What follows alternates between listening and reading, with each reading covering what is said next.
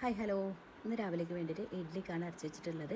അപ്പോൾ നമ്മൾ അരക്കുമ്പോൾ ഉപ്പ് ചേർക്കാറില്ല കേട്ടോ. പിറ്റേ ദിവസമാണ് ഉപ്പ് ചേർക്കുന്നത്. അപ്പോൾ നല്ലോണം പൊന്തി വന്നിട്ടുണ്ട്. അതിലേക്ക് ഉപ്പ് ചേർത്ത് ഇളക്കി കൊടുത്തു. പിന്നെ ഇഡ്ഡലി പാത്രം നല്ലോണം ചൂടാൻ വെച്ചിട്ടുണ്ട്. പിന്നെ അതിലേക്ക് വെളിച്ചെണ്ണയാണ് തലവി കൊടുത്തത്. പിന്നെ അതിലേക്ക് നല്ലോണം ചൂടായതിന് ശേഷം ഇഡ്ഡലി ബാറ്റർ ഒഴിച്ചു കൊടുക്കുകയാണ്.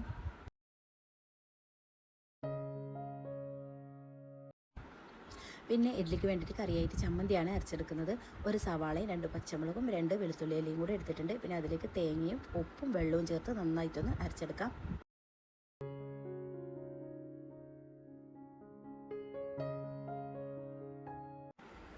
പിന്നെ ചിഞ്ചട്ടിയിലേ കുറച്ച് വെളിച്ചെണ്ണ ഒഴിച്ചിട്ട് കുറച്ച് കടുകും കുറച്ച് കറിവേപ്പില ഇട്ട് കൊടുത്തിട്ടുണ്ട്. അതൊന്ന് പൊട്ടി വന്നതിന് ശേഷം തീ ഓഫാക്കിയതിന് ശേഷം നമ്മൾ അരച്ച് വെച്ചിട്ടുള്ള തേങ്ങ കൂടി അതിലേക്ക് ചേർത്തൊന്ന് ഇളക്കി കൊടുക്കാം. പിന്നെ ഇത് അപ്പോഴത്തേക്ക് നല്ല സോഫ്റ്റ് ഇഡ്ഡലി ആയിട്ടുണ്ട് കേട്ടോ.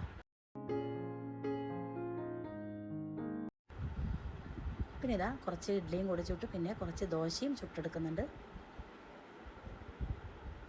അപ്പോൾ ഇത്രയേ ഉള്ളൂ ഇന്നത്തെ വീഡിയോ. Okay, bye bye.